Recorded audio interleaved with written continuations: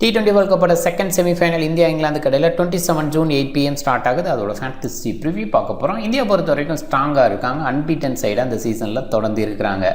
இங்கிலாந்து பொறுத்த வரைக்கும் 2 times beat ஆனாங்க, லாஸ் ஆனாங்க அப்படின்னா கூட எந்த இடத்துல எழுணுமோ அந்த இடத்துல சூப்பராக எழுந்து வந்திருக்காங்க. அது அவங்க டீமோட பாசிட்டிவாகவும் பார்க்கலாம். விளையாட போகிறது ஒரு ஸ்பின் பேஸ் கிரவுண்ட் அப்படிங்கிற அந்த இடத்துல இந்தியாவுக்கு அட்வான்டேஜ் இருக்குது. அவங்க ஜெயிக்கிறதுக்கான வாய்ப்பு. MSC Cricket 11 அப்படின்னு சர்ச் பண்ணி டெலகிராமில் ஜாயின் பண்ணிக்கோங்க. டைமில் டீம் ஆஃப் ஃபேண்டசி சம்மந்தமான தகவல்கள் கிடைக்கும். அதை பேஸ் பண்ணி உங்களோட ஓன் டீமை க்ரியேட் பண்ணலாம். ரியல் 11 ஸ்மால் லீகுக்கு பெஸ்ட்டாக இருக்குது. மற்ற ஆப்ஸை கம்பேர் பண்ணி பாருங்கள். டெஃபினட்டாக இன்வெஸ்ட் பண்ணுறது குறைவாக இருக்கும். ஹெவியான கெயின் கிடைக்கிற மாதிரி இருக்கும். இன்னொரு பக்கம் முதல் முறை இப்போ தான் நீங்கள் இன்ஸ்டால் பண்ணுறீங்களா, சைன்அப் பண்ணதுக்கப்புறம் நீங்கள் டெபாசிட் பண்ணுற ஃபஸ்ட்டு டெபாசிட்டுக்கு ரியல் கேஷ் கொடுக்குறாங்க. Real 11 up to 25%. அதை கொஞ்சம் மைண்ட் பண்ணிக்கிங்க. நீங்கள் எவ்வளோ டெபாசிட் பண்ணுறீங்களோ அதுக்கு தகுந்த மாதிரி அந்த ரியல் கேஷ் கிடைக்கும், பயன்படுத்திக்கிங்க. ரியல் 11 இன்ஸ்டால் பண்ணலைன்னா டாப் கமெண்டில் லிங்க் இருக்குது, கிளிக் பண்ணி இன்ஸ்டால் பண்ணி என்னோடய ரெஃபரல் கூட பயன்படுத்த மறக்காதீங்க. ப்ரொவிடன்ஸ் ஸ்டேடியம் கயானாவில் தான் இந்த மேட்ச்சு. மழைக்கான வாய்ப்பு இருக்குது, லைட் ரெயின் அப்படிங்கிற ஃபோர்காஸ்ட்டு. ஆனால் இந்த வீக் ஃபுல்லாகவே கயானாவில் ஹெவியான ரெயின் இருந்துக்கிட்டே இருக்கிற ஒரு விஷயமா இருக்குது. எந்த அளவுக்கு கிரவுண்டை மேனேஜ் பண்ண முடியும், ட்ராக்ஸை மேனேஜ் பண்ண முடியும் அப்படிங்கிறது தெரியல. ஸோ ஆன் டைமில் மேட்ச் இருக்கும் அப்படிங்கிற அந்த எதிர்பார்ப்பு இருந்தால் கூட இந்த ரெயின் ஃபோர்காஸ்ட் அப்படிங்கிற ஒரு விஷயம், அதே நேரத்தில் லைட் ரெயின் ஃபோர்காஸ்ட்டு தான் மேட்ச் டைமில் அப்படிங்கிற இடத்துல டே மேட்சாக இருக்கனால மோஸ்ட்லி மழை இல்லாமல் கூட இருக்கலாம். வெட் அவுட்ஃபீல்டு அப்படிங்கிற ஒரு விஷயம் கண்டிப்பாக வந்து ஸ்லோவாக இருக்கும் அந்த அவுட்ஃபீல்டு அப்படின்றதையும் புரிஞ்சுக்கணும். இன்னொரு பக்கம் பவுண்டரி டைமென்ஷன் ரொம்ப பெருசு. கயானாவை பொறுத்த வரைக்கும் ஸ்ட்ரைட் 80+, என்ன சொல்ல போனால் 84 இந்த மாதிரி ரேஞ்சுக்கெல்லாம் பெருசாக இருக்கும். ஸோ அதை வந்து பவர் பிளேயில் யூட்டிலைஸ் பண்ணுற மாதிரி பேட்டர்ஸ் விளையாட முடியும். ஆனால் பவர் பிளேக்கு வெளியில் அப்படின்ற வகையில் கண்டிப்பாக வந்துட்டு ஸ்ட்ரைட்டட் பால் போடும்போது மாட்டிக்க வாய்ப்பு இருக்குது. கயானாவில் பிச்சுக்கிட்டு போகும், அடிக்கும்போது பயங்கர ஃபயராக போகும். அது ஸ்ட்ரைட்டில் பெருசாக போகுங்கிறனால தான் அந்த சைட் பவுண்டரி பெருசாக வச்சுருக்காங்கிற மாதிரி கூட நான் அண்டர்ஸ்டாண்ட் பண்ணிக்கிறேன். எனிவே அது கொஞ்சம் அடிக்க முடியும் அப்படின்னாலும் சில நேரங்களில் அடிக்க போய் அவுட் ஆகவும் வாய்ப்பு இருக்குது. ஸ்ட்ரைட் கேச்சஸ் நிறைய எதிர்பார்க்கலாம். அதே நேரத்தில் அந்த அவுட்ஃபீல்டு கொஞ்சம் ஸ்லோவாக இருக்கும் மழை காரணம் அப்படிங்கிற ஒரு விஷயத்தினால நிறைய 1s and 2s அப்படிங்கிற ஒரு விஷயம் எதிர்பார்க்கலாம். 3s அப்படிங்கிற மாதிரி கூட இந்த பர்டிகுலர் ரவுண்ட் கொடுக்கக்கூடிய ஒரு விஷயமா இருக்கும். 15 மேட்சஸில் 6 பேட் ஃபஸ்ட்டு, சேசிங் 9. இங்கே ரெயின் ஃபேக்டர் அப்படிங்கிற ஒரு விஷயமும் சேஸ் பண்ண தான் வைக்கும்னு எதிர்பார்க்கலாம். ரெண்டு டீமுமே சேசிங்கில் பயங்கர சக்ஸஸாக இருந்திருக்காங்க. இந்த சொல்லப்போனால் இந்தியா பேட் ஃபஸ்ட்லேயும் நல்ல சக்ஸஸ் கொடுத்துருக்காங்க. ஓவராலாக அந்த வகையில் பார்க்கும்போதும் இந்தியாவோட அந்த வின்னிங் வாய்ப்பு அதிகம் அப்படின்னு தான் சொல்லணும். 148 அப்படிங்கிற ஆவரேஜ் டொமஸ்டிக் சீரியஸாக இருக்கட்டும், இன்டர்நேஷ்னலாக இருக்கட்டும், அந்த ரேஞ்சில் தான் இருக்குது. 191க்கு 5 அப்படின்ற ஹை ஸ்கோரை இங்கிலாந்து தான் அடிச்சிருக்காங்க. உகாண்டாவோட லோ ஸ்கோர், இந்த சீரியஸோட லோ ஸ்கோர் 39/10 அப்படின்ற அந்த இடம் கயானாவில் வந்திருக்கு. 150க்கு பிலோவா 6 times வந்திருக்கு. அதே நேரத்தில் மீடியம் ஸ்கோர் வந்திருக்கு. ரெண்டு பலம் வாய்ந்த டீம் அப்படின்றதுனால டெஃபினட்டாக அந்த மீடியம் ஸ்கோர்ஸ் எதிர்பார்க்கலாம். முழு மேட்ச் நடக்கிற பட்சத்தில் மேக்ஸிமம் முழு மேட்ச் நடக்கிறதுக்கான வாய்ப்பு. ஆனால் கொஞ்சம் ஸ்டார்ட் கூட டிலே ஆகலாம். இந்த மேனேஜ் பண்ணுறது அவ்வளோ ஈஸி கிடையாது இந்த ட்ராக்ஸ். ஏன்னா தொடர்ந்து அடுத்தடுத்த நாட்களில் மழை பெஞ்சிக்கிட்டே இருக்குது அப்படிங்கிற அந்த இடத்துல கொஞ்சம் டஃப்பான ஒரு விஷயம். அவுட்ஃபீல்டை மேனேஜ் பண்ணுறது அப்படிங்கிறதும் கொஞ்சம் கஷ்டம்தான். அந்த வகையில் மேபி டிலே ஆகலாம். அதர்வைஸ் மேட்ச் டைமில் மோஸ்ட்லி மழை இல்லை அப்படிங்கிற அந்த ரிப்போர்ட் தான் கொடுத்துருக்காங்க. பார்த்துக்கலாம். இந்தியா நிறைய மாற்றங்கள் செஞ்சு போகிற டீம் கிடையாது. இந்தியா பொறுத்த வரைக்கும் சிராஜ் ஆரம்பத்தில் வச்சுருந்தாங்க. அது யுஎஸ்எல் லீக்கில் எக்ஸ்ட்ரா பேஸை தேவைங்கிற ஆங்கிளில் போனாங்க. அவர் நல்லா பண்ணார். இப்போ குல்தீப்போட தேவை அதிகமாக இருக்குது. ஏன்னா ரீசெண்டாக வெஸ்ட் இண்டீஸ் அப்படின்னு பார்க்கும்போது ஸ்பின்னர் பேஸில் பெஸ்ட்டாக இருந்திருக்கு. ஸோ அந்த இடத்துல குல்தீப் சைடு போனாங்க. அவரும் சூப்பர் சக்ஸஸ் கொடுத்துட்ருக்காரு. அதனால் மாற்றங்கள் இந்தியா பக்கம் இருக்காதுன்னு எதிர்பார்க்கலாம். ரோஹித் சர்மா ஆரம்பத்தில் கொஞ்சம் சுமாரான ஸ்டார்ட் கொடுத்தா கூட போன மேட்ச்சு வேறு லெவலில் வச்சு செஞ்சுட்டார் அப்படின்னு சொல்லலாம். கிட்டத்தட்ட ரிவெஞ்ச் அப்படிங்கிற மாதிரி ஆஸ்திரேலியாவுக்கு அகேன்ஸ்டாக அந்த கேம் இருந்தது. செஞ்சுரியை மிஸ் பண்ணார் அப்படின்னா கூட சாட்டிஸ்ஃபைடு ஒரு இன்னிங்ஸ் அவருக்கு இருந்திருக்கும். விராட் கோலி இன்னும் பெட்டராக வரணும். ஆஸ்திரேலியாவுக்கு எகென்ஸ்டாக அவரோட ஃபார்மு கொண்டு வந்துடுவார் அப்படின்னு யோசிக்கிற இடத்துல அவர் இனிஷியலாகவே அவுட் ஆகிட்டார். டெஃபினட்டாக டீசென்ட் பிளேயர், அதில் டவுட்டே கிடையாது. குறிப்பாக ஒரு பேஸ் யூனிட்டுக்கு எகென்ஸ்டாக நல்லா அவுட்புட் கொடுத்து பார்த்துருக்கோம். எக்ஸ்ட்ரா பவுன்ஸ் கிடைக்கிற இடத்துலலாம் செம்மையாக விளையாட. ஆஸ்திரேலியாவில் இந்த மாதிரி விளையாண்டுருக்கார் அப்படின்றதுலாம் தெரியும். கொஞ்சம் பவுன்ஸ் கிடைக்குங்கிற எதிர்பார்ப்பு, நல்ல பேட்டிங், அதில் ஓப்பனராக இருக்கிறதுனால டெஃபினட்டாக கயானாவில் ஒரு சூப்பர் பிளேயராக கோலியால் இருக்க முடியும். குறிப்பாக நிறைய ரன்னிங் பிட்வீன் த விக்கெட்ஸ் அப்படிங்கிற மாதிரி இருக்கும். ஸோ அந்த இடத்துல விராட் கோலி மாதிரி பிளேயர் ஹெவியாக விளையாடலான்னு தான் தோணுது. இன்றைக்கி ஃபார்ம் தர வாய்ப்பு. ரிசர்வ் பண்ணிட்டு டீசெண்டாக விளையாண்டுருக்காரு இந்த சீசனில். ஒரு குயிக் ஸ்டார்ட் அப்படின்றத எல்லா மேட்ச்லேயும் கொடுக்க முடியும் அப்படின்னு ஷோ பண்ணுறாரு. சூர்யாவோட சில இன்னிங்ஸ் ரொம்பவே சூப்பராக ஸ்டெடி பண்ணியும் சில நேரங்களில் விளையாண்டுருக்காரு. அந்த ஃபயர் பவரை பால் ஒன்லேருந்து ஷோ பண்ணக்கூடிய அந்த குவாலிட்டியும் ஷோ பண்ணியிருக்காரு. ஹார்திக் பாண்டியா செம ஃபார்மில் இருக்கார். சூப்பரான பவுலிங் அப்படின்ற மாதிரி இருக்கார். நல்ல பேட்டிங் அப்படின்ற அந்த இடத்துலையும் இருக்கார். கண்டிப்பாக ஆஸ்திரேலியா கேக்கிங்ஸாக கொஞ்சம் ரன்ஸுக்கு போனார், அதை பார்க்கலாம். அந்த மாதிரி ட்ராக் ரொம்ப சின்னதாக இருந்தது, பவுண்டரி டைமென்ஷன். அதே நேரத்தில் பால் பட்டு தெரிச்சுக்கிட்டு இருந்தது அந்த ட்ராக் அப்படின்னு சொல்லணும். அந்த மாதிரி ட்ராக் வேறு வழியே கிடையாது. ஆஸ்திரேலியா சைடில் நல்ல பவுலர்ஸும் நிறைய ரன்ஸுக்கு போனாங்க. இந்தியா சைடு அந்த ஒரு விஷயம் நடந்தது தான். ஹார்டிக் கொஞ்சம் எக்ஸ்பென்சிவாக இருந்தால் கூட இந்த மேட்ச்சு உள்ளே வரலாம். இந்த மாதிரி ட்ராக்ஸ் ஹார்டிக்கு சூட் ஆகும் அப்படின்னே சொல்லலாம். சிவம் தூபே ஓகேவான பிளே, ஆனால் பெஸ்ட் பிளே கிடையாது. அவரோட லெவலுக்கே விளையாடலை. ஒரு ப்ரெஷரில் இருக்கார், அண்டர் ப்ரெஷர் சிவம் தூபே அப்படின்னு தான் சொல்லணும் இப்போதைக்கு. Ravindra Jadeja, Axar Patel middle, 2 left arm orthodox, டீசெண்டான லெஃப்ட் ஆர்ம் ஆர்த்தடாக்ஸ் பவுலிங் கொடுக்க முடியும். ஜடேஜா ஃபார்மில் ஓகேன்னு சொல்லலாம், ஆனால் இந்த சீசனில் நிறையெல்லாம் பயன்படுத்தலை. அக்சரை கொஞ்சம் பயன்படுத்துகிறாங்க, நல்ல விக்கெட் டேக்கிங் அப்படின்றத மேட்ச் அண்ட் மேட்ச் கொடுத்துட்டு தான் இருக்கார். குல்தீப்பை பொறுத்த வரைக்கும் பின் பேஸில் மெயின் ஸ்பின்னராக பார்க்குறாங்க. டெஃபினட்டாக சூப்பர் அவுட்புட் கொடுத்துட்ருக்காரு. ஜஸ்பிரீத் பும்ரா, அஸ்தீப் வேறு லெவல் பவுலிங். குறிப்பாக ஜஸ்பிரீத்தை பொறுத்த வரைக்கும் கண்ட்ரோலும் வச்சுருக்காரு, விக்கெட் டேக்கிங்கும் கொடுக்க முடியுது. அஸ்தீப்பை பொறுத்த வரைக்கும் விக்கெட் டேக்கிங் பால்ஸ் நிறையா போடுறாரு. இப்போ ஜஸ்பிரீத் பும்ராவை பொறுத்த வரைக்கும் மேக்ஸிமம் எண்ட் ஓவர்ஸில் ரன்ஸ் கொடுக்காம போட்டால் போதும், என்ன மாதிரி பேட்டர்ஸ் மூவ் பண்ணுவாங்க, அந்த பாலை தொடக்கூடாது அப்படிங்கிற அந்த மாதிரி போகிறார். பட் அஸ்தீப்பை பொறுத்த வரைக்கும் சரியான அளவில் ஃபீல்ட் செட் பண்ணி லேட்டர் ஓவர்ஸில் போடுறாரு. அது அவருக்கு சக்ஸஸை கொடுக்குது. 2 டிஃப்ரெண்ட் கைண்டு, ஒரு பக்கம் கண்ட்ரோலு, இன்னொரு பக்கம் சரியான ஃபீல்ட் செட்டு அப்படின்ற அந்த மாதிரி பவுலிங் கொடுக்கறனால அஸ்தீப்புக்கு விக்கெட் பர்ச்சேஸ் கொஞ்சம் அதிகமாக கிடைக்குது. ஓவரால் இந்த சீரீஸில் அதிக விக்கெட் அஸ்தீப் சைடு தான் இருக்குது. ஜஸ்பிரீத் பும்ராவுக்கு ஓவராக குவாலிட்டி பும்ராட்ட இருக்குது, விக்கெட் டேக்கிங் அஸ்தீப்கிட்ட இருக்குது. இங்கிலாந்து இந்த டீம் பொறுத்த வரைக்கும் சில மாற்றங்களை அப்பப்போ பண்ணிட்டு தான் இருக்காங்க. மார்க்வுட்டுக்கு பதிலாக ஜோர்டானை போன மேட்ச் கொண்டு வந்தாங்க. ஜோர்டான் ஹார்ட்ரிக் எடுத்தார், அதை பார்க்குறோம். ஹார்ட்லி, வில் ஜாக்ஸ், பென் டக்கெட்டுக்கான வாய்ப்பு குறைவாக தான் இருக்குது. இந்த ஷாப் எதுவும் மறுபடியும் பண்ணுறாங்களா?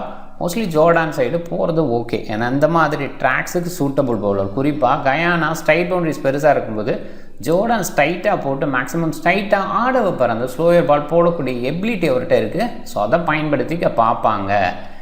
ஜோஸ் பட்லர், பிளிப்சால்ட்டு டாப் ஆர்டரில் 2 பேருமே நல்ல சைனில் இருந்தாங்க ஐபிஎல் சைடு. பட்லரோட ஃபார்ம் கொஞ்சம் டவுனாக இருந்தது. பட் போன மேட்ச்சு சூப்பரான ஒரு அவுட்புட் கொடுத்தார். பட் சின்ன டீமோட அப்படின்ற அந்த இடம் மட்டும் பார்க்கணும். எனிவே ஓகேவான ஒரு விஷயமாக தான் பார்க்கப்படுது. அந்த ஃபார்ம் அங்கே கொண்டு வர முடியும். பிளிப்சால்ட்டு டீசென்ட் பிளேயர்.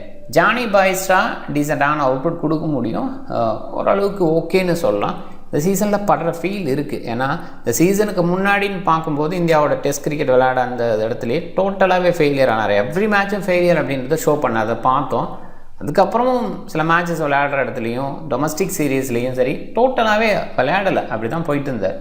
எனிவே இங்கே ஒரு சில மேட்சஸ் பெட்டரான ஒரு ஸ்ட்ரைக்கில் இருக்கார். ஹாரி ப்ரூக் சூப்பரான மிடில் ஆர்டர் பேட்டராக இந்த டீமுக்கு இருக்கார். மொயின் பவுலிங் பேட்டிங் 2மே இருக்குது. பட் இங்கே ஆல்ரவுண்டர்ஸ் இருக்குனால போன மேட்ச் மொயின் அலியை பயன்படுத்துறது ஆச்சரியமாக இருந்தது. பட் அகேன்ஸ்ட் யூஎஸ்ஏ அப்படிங்கிற அந்த இடத்துல ஓகே. லியாம் லிவிங்ஸ்டோன் சைடு போனாங்க, மொயின் அலியை ரெஸ்ட் பண்ண வச்சாங்க அப்படின்னு தான் சொல்லணும். அவர் ஓகே விளையாண்டார், பட் பவுல் பண்ணலை. Livingstone, Sam Curran, Jofra Archer, Chris Jordan, Adil Rashid, Reece Topley இவங்க எல்லாமே போன மேட்ச்சில் பவுல் பண்ணாங்க. சாம் கரன் எண்ட் ஓவர்ஸில் சில நேரங்களில் வீச வைக்கிறனால ஓகேன்னு பார்க்கலாம். பேட்டிங் பேஸில் ஒரு லேட்டாக வரதுனால பெருசாக யோசிக்க முடியல. ஜோஃப்ரா ஆர்ச்சர் சூப்பர் பவுலிங் கொடுத்துட்ருக்காரு. ஜோர்டான் போன மேட்ச்சு சூப்பரான விக்கெட் டேக்கிங்கில் இருந்தார், ஹார்ட்ரிக் எடுத்தார். ஆதில் ரஷீது சூப்பரான லெக் பிரேக் பவுலர், நல்ல விக்கெட் டேக்கிங்கில் இருக்கார். இந்தியாவுக்கு அகேன்ஸ்டாக லெக் பிரேக் கூகுளி சில நேரங்களில் ஒர்க் ஆகும். Reece Topley left arm fast, wicket டேக்கிங்கில் பெஸ்ட்டாக இல்லை, ஆனால் எக்கனாமி பேஸில் ஓகேவாக இருக்கார். இந்தியா மேக்ஸிமம் பேட்டிங் ஆர்டர் மாற்றம் இருக்காது, அப்படியே தான் இருக்கும்னு எதிர்பார்க்கலாம். லெஃப்ட் ரைட்டு காம்பினேஷன் அப்படின்லாம் இந்த இடத்துல பெருசாக யோசிக்க தேவையில்லை. ஏன்னா இங்கே ஆதில் ரஷீத் ஒரே ஸ்பின்னை 4 பேசர் அப்படின்னு இருக்காங்க. மொயின் அலி, லிவிங்ஸ்டோன் கூட சப்போர்ட் பண்ணுவாங்க.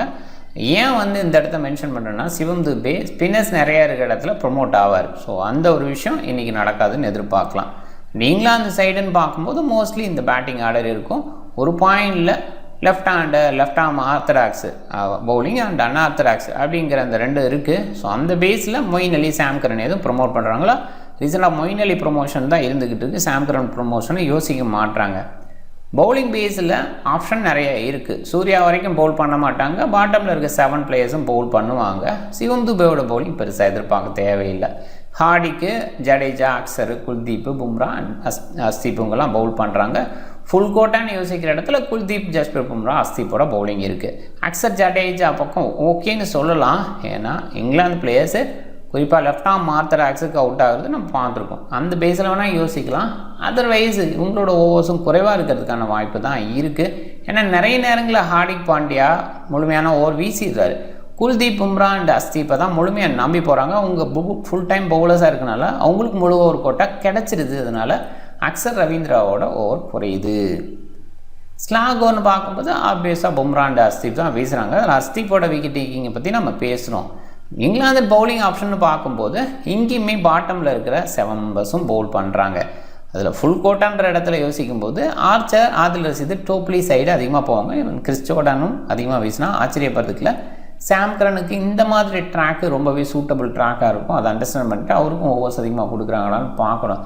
ஆதில் ரஷீது ஒரு பாயிண்டில் சில லெஃப்ட் ஹேண்டர்ஸ் பேக் ஹேண்டில் இருக்கும்போது ஆதில் ரஷீதோட ஓவர்ஸ் கூட குறையலாம். பட் லெக் பிரேக் கூகுளி தான் நிறைய டைம் வீசுறாரு. ஸோ அதனால் ஒரு முழுமையான ஓவர் வீசுவார். ஒரு சிங்கிள் ஸ்பின்னர் அப்படின்ற அந்த பேஸில். ஸ்லாகில் அப்படின்ற இடத்துல ஜோர்டான், சாம் கரனோட பவுலிங் எதிர்பார்க்குறோம். சில நேரங்களில் ஆர்ச்சர் வரலாம். கொஞ்சம் சாம் கரன் ரன்ஸுக்கு எதுவும் போகிறார் அப்படின்ற மாதிரி ஆங்கிளில் ஆர்ச்சர் சைடு போக வாய்ப்பு இருக்குது. பிக் பேஸில் யோசிக்கும்போது ஹை பிக்கில் ஹார்திக் பாண்டியா இருக்கார். அந்தளவுக்கு பர்ஃபார்மன்ஸ் கொடுத்துருக்காரு தான் fact. And Jonny Bairstow, Sam Curran, Topley and Harry Brook top order fail ஆகும்போது சக்ஸஸ் கொடுத்துருக்காரு. ஓவராலாக அவரோட சக்ஸஸ் இந்த சீசனில் இருக்குது.